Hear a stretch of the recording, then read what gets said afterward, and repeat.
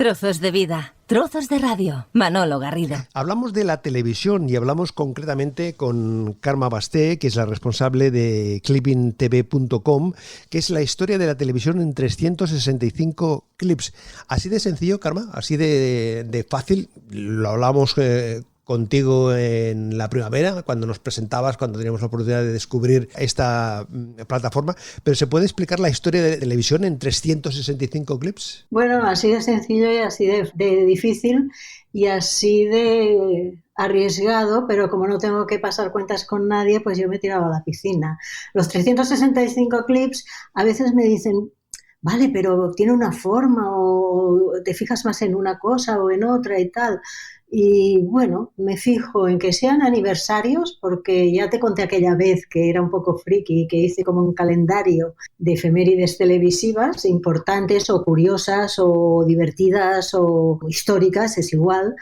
Y entonces me manda un poco el calendario y ya lo debes haber visto en el tiempo que desde que hicimos la primera entrevista, que me marca bastante el calendario. Pero si también veo una noticia, hoy hablaremos de algunas cosas que he recuperado un poco porque han sido noticia. Conversamos con Karma Basté sobre la televisión. Ella estuvo en el mundo de la televisión dirigiendo distintos formatos, especialmente en TV3, en la televisión de Cataluña. Fue guionista, dirigió distintos formatos, distintos géneros, y cuando su trabajo le permitió, también se dedicó al mundo de la enseñanza. Y cuando entras en otra fase laboral, pues es cuando decide poner en marcha este clippingtv.com. Ahora entraremos en el contenido porque además Karma tiene la habilidad de que mensualmente nos hace un resumen a los suscriptores de su newsletter, donde nos cuenta lo más destacado, lo más atractivo de lo que ha pasado durante ese mes. Hoy vamos a repasar lo que ella ha recogido de este mes de septiembre, pero haciendo balance, Karma, desde la puesta en marcha de Clipping TV, ¿qué tal? ¿Qué balance haces tú por los inputs de la gente? Bueno, lo que a mí me dicen es que gusta y que gusta el estilo corto, que tampoco hago unos artículos de 3 páginas, ¿no? Que son 20, 30 líneas y que intento resumir no solamente la importancia histórica, pues ya siempre he dejado claro que no tengo una voluntad académica en este proyecto, sino que la gente se lo pase bien, que se divierta y que al final de los 3 párrafos quizás más de situación o de qué va el programa o por qué ha sido importante, pueda explicar, si se da el caso, y lo sé, yo lo conozco, alguna anécdota o alguna cosa que aporte algo a las personas que lo leen. Y va bastante bien, la verdad. Primero hice el blog y después me di cuenta que si quería que se enterasen las personas que les había gustado el blog, tenía que hacer una newsletter. Esta newsletter, este boletín mensual, les recuerdo, hey, estoy aquí, podéis ver esto. Y además es muy curioso porque ves que hay gente, claro, ahora estoy en una plataforma ya que es Substack, que ves los resultados, y yo también puedo ver con esa plataforma lo que más interesa. Por ejemplo, Reina por un día ha tenido muchísimas entradas. Otras cosas que yo pienso que son interesantes, pues tienen entradas, quiero decir que la gente no solo lee la newsletter, sino que entra en el artículo, ¿no? Y otras no tanto. Las cosas históricas interesan mucho. Lo que hacemos hoy es detenernos en los destacados de septiembre, ¿eh? Así se presenta, así lo hace Karma Basté. Hablamos con ella de Big Brother, de Lost, de Modern Family. Habla de 3 aniversarios, de 3 programas que revolucionaron la televisión. Dices tú en la entrada, Karma, que en el mes de septiembre siempre es el inicio del curso también para el mundo de la televisión. Históricamente había sido así. En septiembre es donde se ponía toda la leña en el fuego y era el inicio de la temporada real televisiva. Es verdad que en los últimos años el mes de enero también es un mes muy importante de estrenos televisivos y que también se ha roto un poco la imagen esa de temporada cerrada, ¿eh? A veces nos encontramos que en junio estrenan una cosa potentísima porque quieren ver cómo va, sin mucho compromiso, para ver si siguen en septiembre. O sea, se han metido un poco las estrategias en la programación televisiva también. Pero bueno, así todo septiembre sigue siendo un mes importante. 25 años de Big Brother, el programa que cambió el entretenimiento televisivo.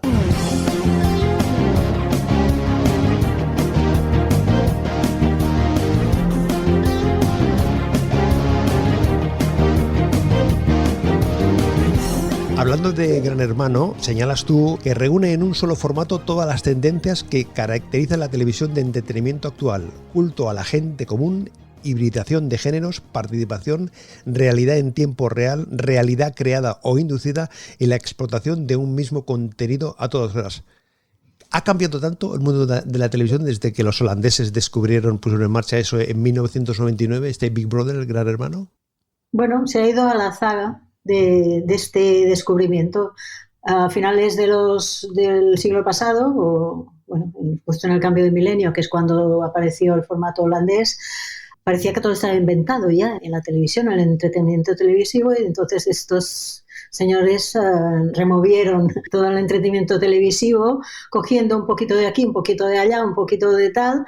Hay cosas que ya se percibían que la televisión tenía interés, como el interés por las personas anónimas, porque ya había habido algunos antecedentes, pero realmente en un solo formato lo mezclaron todo y salió un formato que a partir de entonces no solo el entretenimiento, sino un poco también la ficción y otros géneros han ido un poco a la zaga de este formato. Yo ya sabes que nunca hablo si está bien, si me gustan, si no me gustan, si Gran Hermano es lícito, si no es lícito. Yo no me pongo en esto ahora, que como formato revolucionó el mundo de la televisión, eso seguro. Claro, señalas tú que hay más de 70 países que cogieron esa idea original en los Países Bajos. A España también llegó, pero eso es la muestra, ¿no?, de cuando hay tantos países de culturas tan diferentes, de maneras de entender la vida y la sociedad tan distinta, acaban apostando por un formato de estas características, o precisamente estos formatos lo que hacen es universalizar y hacerlo más común y ser todos más iguales. Pienso que también hay formatos que se han vendido, si no a 70, a 60 o a 75 o a 50, no lo sé, pero que tampoco han sido tan significativamente claves en la historia de la televisión porque han aportado algo distinto. Hay formatos que se venden porque funcionan bien y porque gustan y se venden a medio mundo, pero tampoco han sido tan importantes como Gran Hermano en lo que es revolucionar pues un género y un formato. Yo guardaba muchas cosas de televisión y las voy ya porque han quedado obsoletas, ¿no? El otro día hice limpieza y bueno, pues ahí se fue mucha cosa. Pero sigo guardando una carpeta de todo lo que se escribió de Gran Hermano antes de que saliera. O sea, ya fue noticia antes de que saliera en la pantalla y la gente supiera lo que era. Porque claro, entonces la gente ya se posicionó, si los encerraban, pobrecitos, como si fueran unos conejitos de Indias, si era ético, si no era ético, si eran unos gandules que no les dejaban llevar ni un libro. Bueno, todo esto, páginas y páginas de periódicos de hace 25 años, que eran periódicos en principio serios, ¿no? Y que hablaban ya de Gran Hermano antes de ver el primer programa. En España, como decíamos, fue de los primeros países que cogió este formato. Concretamente, apuntas que fue el día de San Jordi, el 23 de abril del año 2000. Es decir, estamos en el año 24 y siguen haciendo distintas ediciones de Gran Hermano. 24 años después, ¿este formato todavía sorprende al televidente, al espectador? No sorprende por dos cosas. Porque lleva 25 años en antena, en algunos países más, en otros menos, en otros lo han dejado de hacer, pero lleva 25 años. Y sobre todo porque como hizo esta labor de que después todo de alguna forma se basaba en este formato o tenía referencias, ya no nos sorprende. Si al principio sorprendió que al lado de un programa de televisión hubiese un 24 horas non-stop de otra cadena que seguía la casa todo el día, ahora esto ya no nos sorprende, entre otras cosas porque ya con las redes sociales estamos todo el día conectados en cosas, ¿no? O la entonación esta de los personajes anónimos que no son populares, pues ya los hemos visto 1000 veces en 1000 formatos después. O sea, sorprender no sorprende. Ya no hay la inocencia del primero y el segundo que se metían en la casa sin saber a qué iban y por tanto todo era sorprendía. Ya no. Ahora, claro, por eso también se van posicionando hacia contenidos un poco más escabrosos seguramente, ¿no? Lo que hubo después fueron réplicas que intentaban aportar cosas. Conoces perfectamente cuando nació Operación Triunfo, que el comentario muchas veces era, bueno, sí, conviven y tal, pero hay una finalidad mucho más blanca, digamos, que era que aprendiesen a cantar, porque los otros eran unos vagos que no hacían nada en todo el día, ¿no? Bueno, en fin, que marcó el entretenimiento y se utilizó de distintas formas, pero marcó. Hablando de marcar, 20 años de Lost, Perdidos, la serie de la televisión global.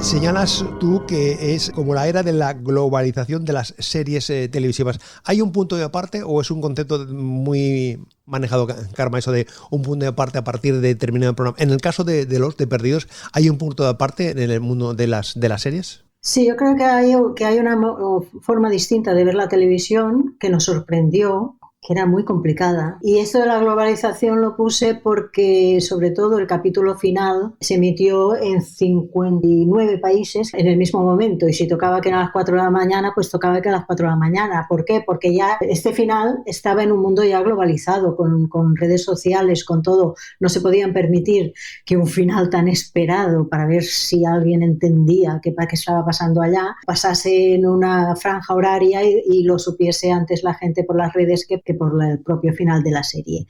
Con lo cual es una serie que se destaca mucho por este mundo globalizado. En el artículo creo que puse una cosa, que ahora que hablábamos de la saga de Gran Hermano, que de alguna manera Lost también bebe un poco de Gran Hermano, porque al final es gente encerrada en una isla, que los flashbacks, aquellos famosos que nos hacían, no dejan de ser vídeos diarios de que cada uno se explica cómo vive o cómo vivía o qué traumas tenía o cómo llegó al avión y por tanto cómo llegó a la isla, y que nos dan bastantes mensajes sobre la personalidad de cada uno, con lo cual todo va un poco ligado en la televisión, bueno, en toda la cultura en general, pero en la televisión todo tiene una cierta encadenamiento, ¿no? Hay cosas que, por ejemplo, todo el mundo dice, ¿dónde estabas tú cuando cayeron las Torres Gemelas, ¿no? Y todos los recordamos.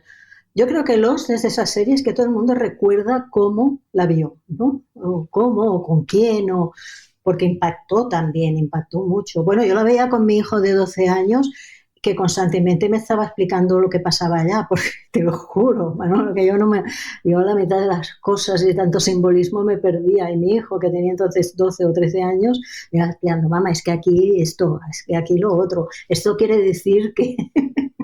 Hablábamos antes que ha envejecido para mal, de alguna manera, el formato de Gran Hermano. En el caso de Lost, tú haces referencia a una expresión de la gente de la serie que señalan, cuando la vuelvan a ver, tal vez sea de nuevo la serie, tendrán gradualmente la sensación de haber visto una gran obra. O sea, con todo el debate del final de los que decían que no se entendía, que dejaba tramas sueltas, que no sé qué, que tal. O sea, tanto debate y tantas interpretaciones de un final, que uno que ha hecho la serie te diga, cuando lo volváis a ver, lo vais a entender, ¿no? De alguna manera es lo que viene a decir esta frase, ¿no? Dices, ostras, si tengo que volverla a ver toda, igual sí que la entiendo más. Yo puse los libros que se han escrito sobre Lost y las interpretaciones y los simbolismos. Era una serie muy dura y muy complicada, pero sí que es verdad que tenía un magnetismo que estabas ahí. Seguimos repasando algunos de los programas, algunos de los contenidos televisivos que aparecen en clippingtv.com. Hablamos de 15 años de Modern Family, la sitcom que innovó en narrativa y en contenidos.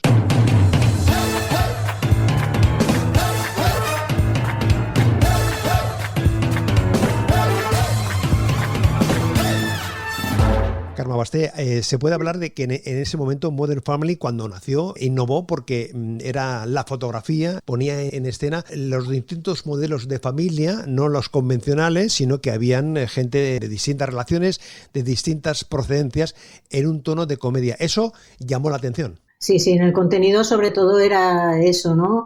Era una sitcom que bueno, es un padre que se casa con una chica más joven, colombiana, uno tiene 2 hijos, los hijos tienen parejas separados, hay un matrimonio del mismo sexo. Quizás es la primera con mucho descaro y con mucha valentía y de una forma muy abierta, muy divertida al mismo tiempo, te hablaba de los distintos tipos de familia que ya se estaban viendo como normales en la sociedad. Y por eso yo creo que innovó. La verdad es que Modern Family no tuvo el éxito de un Friends o de alguna de estas. Para mí marcó mucho la televisión. Y después, desde el punto de vista narrativa que decías, esto que llaman, ¿no?, el romper la cuarta pared, dirigirse directamente a cámara para hacer sus reflexiones, pues también fue un formato que en serie no se había visto, ¿no? Una cámara casi como un documental, que trataba la ficción con narrativa casi de un documental. Hay una cosa interesante de reflexión ahí, que creo que lo puse en el artículo, es también de las casi últimas que eran series de muchos capítulos, de muchas temporadas, y esto ahora ya no es muy tendencia. Seguimos repasando los contenidos de este mes de septiembre que hace Karma Basté en su Clipping TV.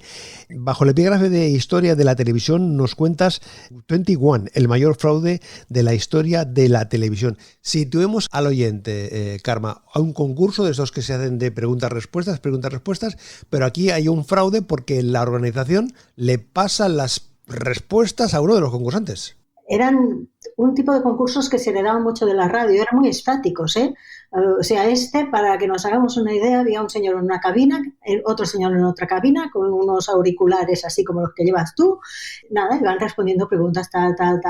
Este tipo de concursos tuvieron mucho éxito en el principio de la televisión. Y entonces, el señor que se llamaba Charles Van Doren, que era un profesor, se hizo muy popular, pero muy popular. Y entonces, claro, lo querían mantener en antena, y entonces uno de los concursantes que quedó derrotado ante el profesor lo denunció que sabía que se le habían pasado las preguntas. Y bueno, y el caso llegó al Congreso de los Estados Unidos, y se demostró y reconocieron que le habían pasado las preguntas. Y como historia de la televisión, que es lo que al final siempre intento que haya algo de este tipo, no solo la anécdota, el género quedó súper tocado. Durante muchos años el concurso en televisión quedó muy desprestigiado hasta que no volvió y tal, pues pasaron añitos. Incluso esto dio pie a una película, a una interesante película dirigida y producida por Robert Redford, que señalas tú que el mismo Redford había participado en algunos programas de este tipo. Eso le inspiró a hacer esta película que se llama Quiz Show, que es del año 1994. Sí, Quiz Show es una película que a mí me parece muy buena y muy fiel a lo que ahí pasaba, y después leyendo cosas así me enteré de que Robert Redford no solo había cogido el tema porque se había enterado y porque le apasionaba y porque veía ahí una película interesante, sino porque él había participado en concursos de este tipo y por tanto era un seguidor de concursos televisivos. Nos vamos de viaje. Amazing Race, un formato espectacular que se gestó, atención, en la barra de un bar.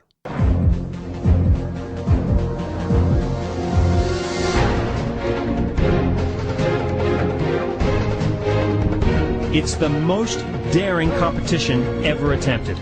11 two-person teams, bound by friendship, love, or family, will race around the world. They have no idea where they're going, what dangers they may encounter, or how the journey will affect their lives. Most of the teams will be eliminated, but the team that reaches the finish line first will win a cash prize of $1 million. This is a race like no other in history. This is the Amazing Race. Esta curiosidad que apuntas tú de que el formato se gestó en la barra de un bar no deja de llamar la atención, más allá del contenido que ahora entramos. El hecho de que fue una especie de juego apuesta entre un par de amigos, de profesionales del mundo de la televisión, ¿tú crees que hizo que surgiese este formato novedoso de dar la vuelta al mundo, etcétera, etcétera? Las cosas surgen de la forma más increíble, ¿eh? ¿Cuántos de nosotros hemos, en la servilleta de un bar, hemos dibujado un programa o hemos puesto unos invitados o hemos trabajado así porque yo creo que nos gusta? Y estos señores se ve que estaban en una convención que debía ser muy aburrida y se dieron 5 minutos para ver si salía un formato. Eso es una anécdota. De la anécdota después se salta a que ven que ahí puede haber un filón. Lo pongo como anécdota, no porque también leyendo sobre estas cosas siempre me intento fijar en anécdotas de este tipo, pero la verdad es que después lo debieron trabajar mucho, muchísimo, porque es un formato que lleva pues 20 años en antena, es carísimo. Es como una gran gincama, pero que si pasan por Italia, pues allá tienen una parte del equipo que les hace los controles y les da el siguiente paso. O sea, es una gincama por todo el mundo. O sea, que te puedes imaginar que es carísimo y muy complejo de producción. Con lo cual es un gran formato, ¿no? Acabamos este repaso a lo destacado del mes de septiembre con el boom que ha cambiado de cadena y de presentador.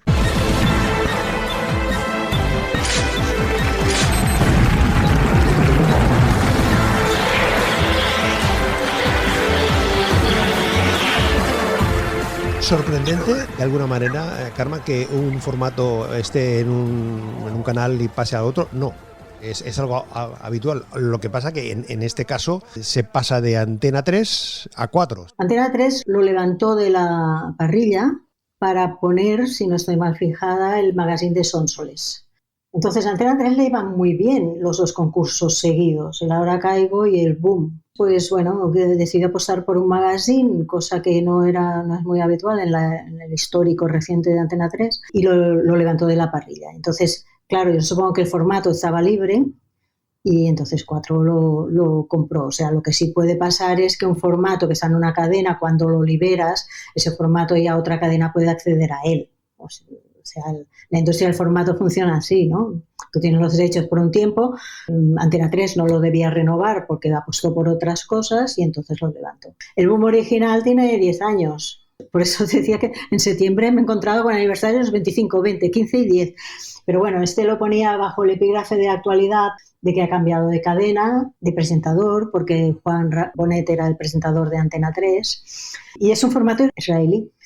Israel pasó de no tener industria prácticamente a cuando ibas a los mercados, pero ya hace años esto, hace 10, 12, 15 años, cuando ibas a los mercados te encontrabas con bastantes formatos de Israel. Eso quiere decir que apostaron por la industria de la televisión. Yo no doy mucha importancia a lo del formato israelí, porque además se llama Boom, ¿sabes? Y va de desactivar bombas y no estamos en un momento para hacer bromitas de esto, ¿no?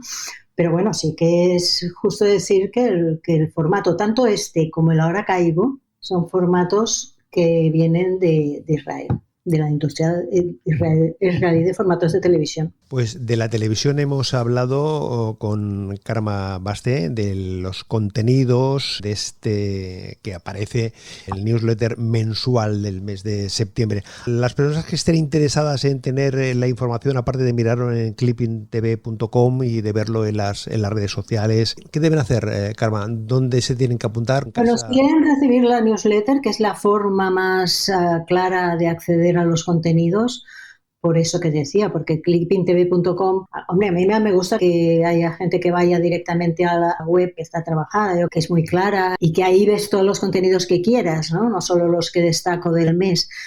Pero si quieren recibir la newsletter tienen que ir a Substack, la plataforma que se llama Substack, En cualquier caso, accediendo a clippingtv.com también te ofrece la posibilidad de poder... Sí, he puesto al inicio de la web, en clippingtv.com, cómo te puedes suscribir a la newsletter. Estamos en los principios del mes de octubre y ya vas hilvanando, llevas creando, llevas definiendo, decidiendo los clips de este Clipping TV del mes de octubre. ¿Quieres que te destaque un par de avances, un Adelante. par de cosillas? Bueno, hay un aniversario que nos encanta a todos, seguro, que es el de Monty Python Flying Circus, 1969. Bueno, pues estoy empezando ahora a hacer el post, como intento publicar, porque eso me ordena mucho mi cabeza en el día en que pasan las cosas, ya estará el post de Monty Python en marcha. Y ese me gusta mucho, porque sí que fueron rompedores, ¿no? En cuanto a humor, y ese humor británico que tanto nos gusta. Y después hay un par de más que seguramente desarrollaré. Uno es La bola de cristal. ¿Tú te acuerdas de La bola de cristal? Sí, tanto. Con Olvido Gara cantando Alaska. Innovó mucho en cuanto a contenidos para niños, y esto lo trabajaré también. Y después uno para mí muy importante, que yo ya he explicado en clase y tal, porque claro, estamos en Cataluña y la televisión en catalán pues también es importante, que hará 60 años... 1964, sí, 60 años, ¿no? El primer programa que se grabó íntegramente en catalán, que fue una obra de Josep María de Segarra, que es La Ferida Lluminosa. Y será los 60 años de La Ferida Lluminosa, que para mí es muy historia porque es el primero que se grabó en el año 64, que no estábamos como muy libres en aquel momento, pero tuvo mucha importancia porque es el primero que Televisión Española grabó íntegramente en catalán. Estos son los avances de algunos de los contenidos que podremos ver a lo largo de este mes de octubre en Clipping TV, y que después aparecen resumidos en newsletter mensual. Conversamos con su responsable, con Carme Basté, con esta cronología de momentos clave de la historia de la televisión. Carme, gracias por compartir este ratito y hasta el mes que viene. Si quieres, el mes que viene, pues hacemos un repaso de lo que haya dado de sí el mes de octubre.